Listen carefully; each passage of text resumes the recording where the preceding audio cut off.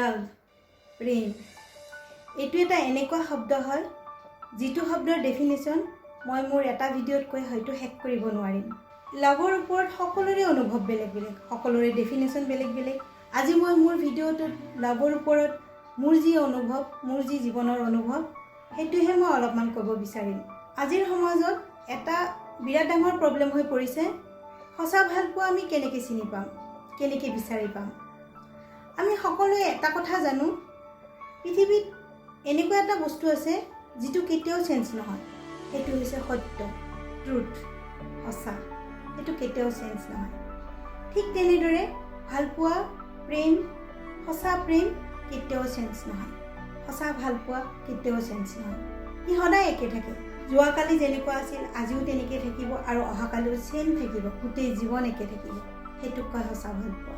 আমি আজিকালি প্ৰায় শুনো কিছুমান মানুহে কয় যে মই বাকীবিলাকৰ লগত টাইম পাছ কৰিছিলোঁ, তোমাকহে সঁচা ভাল পাওঁ।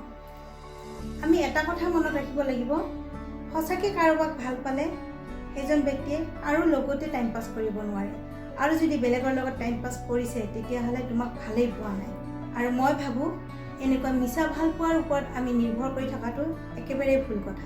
এজন মাতৃয়ে নিজৰ ল'ৰা ছোৱালীক বিনা স্বাৰ্থত যি ভাল পায়, যি প্ৰেম কৰে, সেইটোক কয় সঁচা ভাল পোৱা। বহুত কাজিয়াৰ মাজতো এজনী ভনীয়েকে নিজৰ ভায়েকক ৰাখি পিন্ধাব আহে, সেইটোক কয় সঁচা ভাল পোৱা। এই গছবিলাকে যে আমাক ফল দি আছে, সেইটোক কয় সঁচা ভাল পোৱা। এজনী ছোৱালীয়ে পৃথিৱীৰ সকলোকে এৰি সুখে দুখে তোমাৰ লগত গোটেই জীৱন থাকিম বুলি আহিব, সেইটোক কয় সঁচা ভাল পোৱা। ভাল পোৱাই কেতিয়াও সময় নিবিচাৰে, পইচা নিবিচাৰে, মাত্ৰ বিচাৰে অলপমান সুখ। ভাল পোৱাত কোনো স্বাৰ্থ নাথাকে, সেইটোকে কয় সঁচা ভাল পোৱা। যদি এনেকুৱা কোনোবা আছে আপোনাৰ জীৱনত তেতিয়াহ'লে আপুনি বহুত লাকি।